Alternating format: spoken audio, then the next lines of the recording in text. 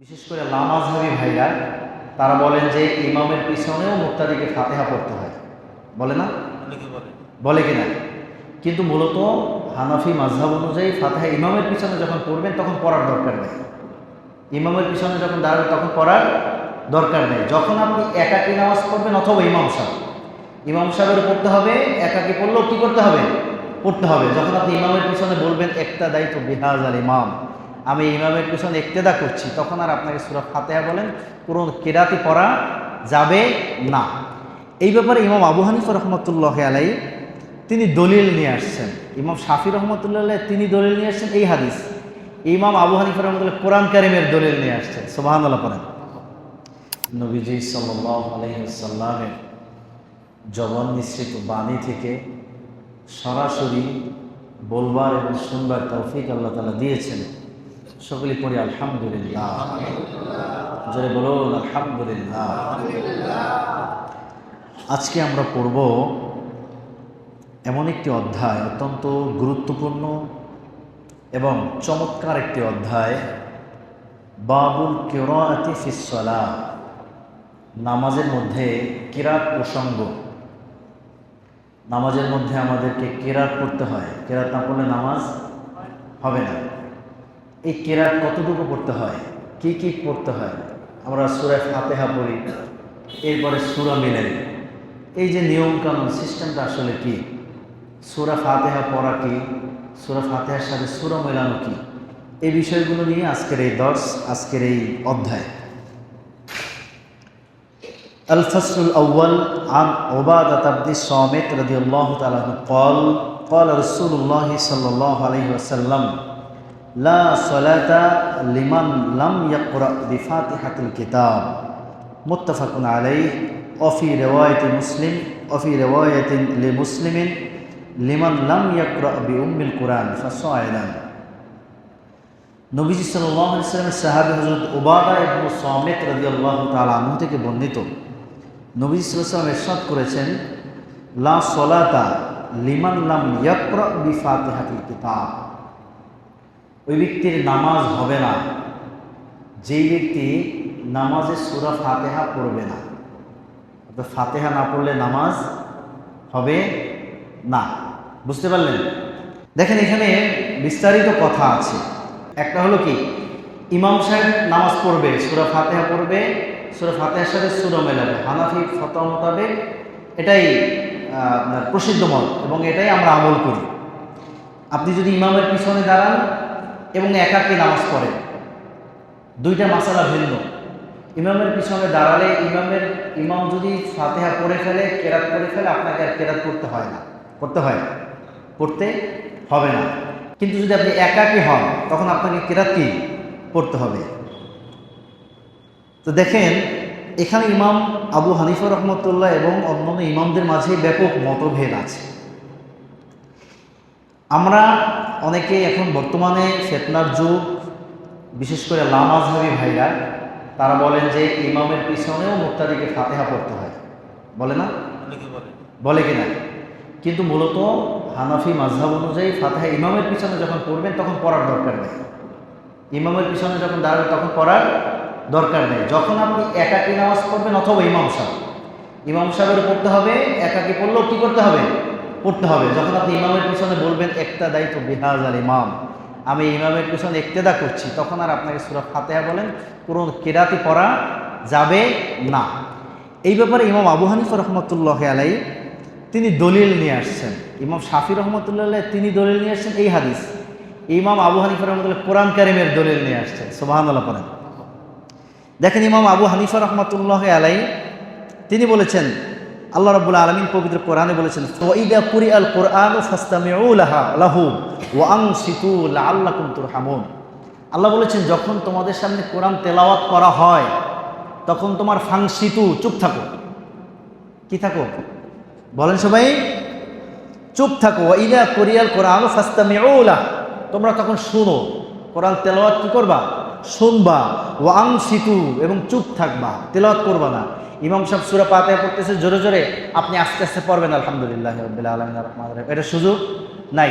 ইমামের পিছনে যখন দাঁড়াবেন তখন আর এই সুযোগ নাই, তখন আপনি শুধু ইমামের তেলাওয়াত শুনবেন। ঠিক আছে, লাআল্লাকুম তুরহামুন, যদি তোমরা এইটা করো তাহলে তোমার রহমত প্রাপ্ত হবে। সুবহানাল্লাহ, এইটা কোরআন কারীমের বাণী, আল্লাহর ঘোষণা। তাহলে যদি আমরা লা সলাতা ইল্লা বিফাতিহাতিল কিতাব, এই হাদিস এবং কোরআন কারীমের এই আয়াত দুইটাকে যদি তাতবিক দেই, কারণ আল্লাহ তাআলার কোরআন এবং হাদিসের মাঝে কোনো বৈপরীত্য নাই, এমনটা না যে কোরআন একটা বলছে হাদিস আর একটা বলছে, এমনটা না।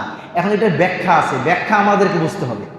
সেই ব্যাখ্যায় আমাদেরকে ইমাম আবু হানিফা রহমতুল্লাহ বুঝাই দিয়েছেন, ইমাম শাফি রহমতুল্লাহ, তিনরা আমাদেরকে কি করছেন, ব্যাখ্যাটাকে সুন্দর করে বুঝাইয়া দিয়েছেন। এখন আমাদেরকে সেটাকে বুঝে নিতে হবে। তো দেখেন আল্লাহ তাআলা কি বলেছেন, লাআল্লাকুম তুরহামুন, তাহলে তোমরা কি হবে, রহমত প্রাপ্ত হবে। এরপরে আরেকটা হাদিস দেখেন, ওয়ান আবি মুসা আল-আশআরী রাদিয়াল্লাহু তাআলা কল ওয়াইদা ক্বরাআল ইমামু ফানসিতু, যখন ইমাম তেলাওয়াত করবে তখন তোমরা চুপ থাকবে। কি থাকবে, চুপ থাকবে। তখন তোমরা চুপ থাকবে।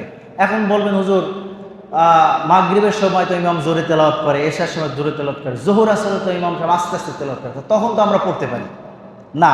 তখন আমি পড়তে পারবেন না। কেন করতে পারবেন না? নবী সাল্লাল্লাহু আলাইহি ওয়াসাল্লাম বলেছেন যে আনি শুআইব রাদিয়াল্লাহু তাআলা মুরসালান লা কিরাআতা খালফাল ইমাম, ইমামের পিছনে কোনো কেরাত নাই, ইমামের পিছনে কোনো কেরাত নাই।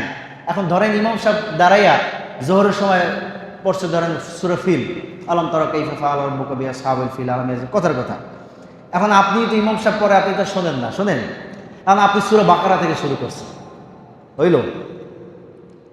হইল সূরা ফাতিহা পড়ছেন, পরে কি করছেন আপনি সূরা আরেকটা মিলানো শুরু করছেন, হবে না।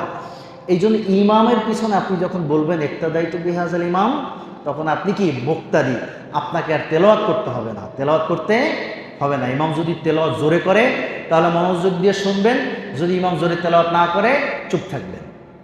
কথা বোঝা গেল? মাসালা কি আমরা বুঝতে পারলাম? আচ্ছা দেখেন, এগুলো একটা হাদিস, এই হলো মূল মাসালা। দেখেন হাদিস আছে, অনেক হাদিস আছে, যে হাদিসের মধ্যে সূরা ফাতিহা নবী সাল্লাল্লাহু আলাইহি ওয়াসাল্লাম পড়তে বলেছেন।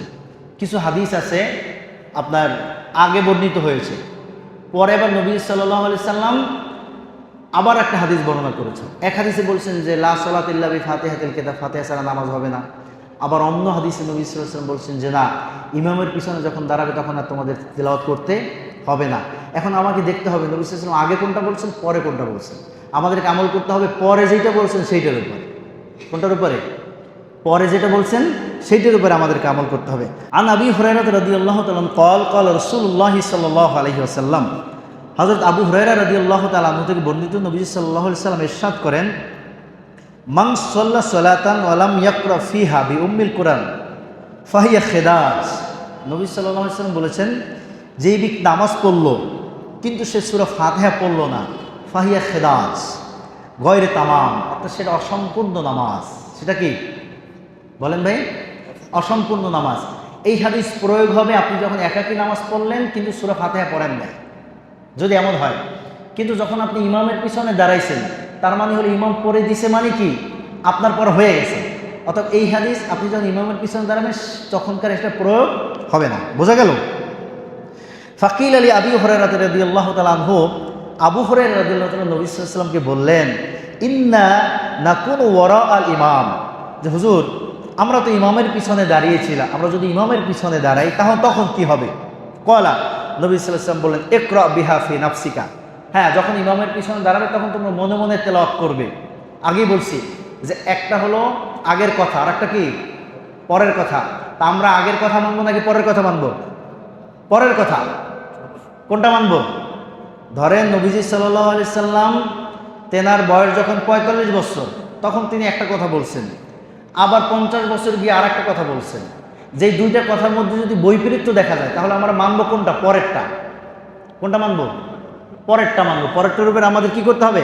আমল করতে হবে। তাহলে এই হাদিস হলো আগের হাদিস। কথা বুঝতে পারলেন? মুকাদ্দাম হাদিস। তাহলে এই হাদিস থেকে আমরা জানলাম যে আমরা যখন সূরা ফাতিহা পড়ি তখন কি করেন? আল্লাহ তাআলা আমাদের ফাতিহার জবাব দেন। কি করেন? জবাব দেন। আমরা যখন আলহামদুলিল্লাহি রাব্বিল আলামিন পড়ি, প্রত্যেকটা আয়াত যখন পড়ি আল্লাহ আলাদা আলাদাভাবে জবাব দেন, আলাদা আলাদাভাবে আল্লাহ তাআলা দোয়া কবুল করেন। সুবহানাল্লাহ। তাহলে বন্ধুরা আজকে আমরা কি জানলাম? সূরা ফাতিহা তেলাওয়াত আমাদেরকে করতে হবে সকল নামাজের ক্ষেত্রে যখন একাকী পড়ব। ফাতেহা পড়তে হবে, ফাতেহার সাথে কী করতে হবে? কেরাতও পড়তে হবে। ইমাম আবু হানিফা রহমাতুল্লাহর মতে তিনি আমাদের জন্য অনেকটা সহজ করে দিয়েছেন। আল্লাহ তাআলা কোরআনের আয়াত দিয়ে দলিল দিয়েছেন এবং তিনি বলেছেন যে তোমরা কেরাত যদি পড়ো, যে কোনো জায়গা থেকে পড়লেও নামাজ হয়ে যাবে, তবে সেটা অসম্পূর্ণ থাকবে, অবশ্যই সূরা ফাতিহা সহই পড়তে হবে। ইমামের পিছনে যখন দাঁড়াবো তখন আর আমরা কেরাত পড়ব না, তখন কেরাতুল ইমামে কেরাতুল মুক্তাদি, ইমামের কেরাতই মুক্তাদির কেরাত। এই যে সূরা ফাতিহার আলোচনা করলাম, আল্লাহ তাআলা জবাব দিবেন, ইমাম সাহেব যখন বলবেন ইমাম সাহেবের সাথে আল্লাহ জবাব দেবেন, আর মুক্তাদি ইমামের পিছনে ইক্তেদা করার কারণে তাদের পক্ষ থেকেও আল্লাহ তাআলা কবুল করে দিবেন। যেটা বলেন না সুবহানাল্লাহ। আমরা আলোচনা বুঝতে পারলাম, ইনশাআল্লাহ ইমামের পিছনে আমরা তেলাওয়াত করব না। এই যে লামাজি ভাইরা আমাদেরকে উল্টাপাল্টা বোঝায়, আমাদেরকে মাযহাব থেকে সরাই দিতে চায়, দিন থেকে আমাদেরকে বিমুখ করতে চায়, খবরদার এই ধরনের আমল আমরা করব না ইনশাআল্লাহ। ইনশাআল্লাহ আল্লাহ তাআলা আমাদেরকে বোঝার তৌফিক দান করুন, বলুন আল্লাহুম্মা আমিন। আল্লাহ তাআলা আমাদেরকে আমল করার তৌফিক দান করুন, বলুন আল্লাহুম্মা আমিন।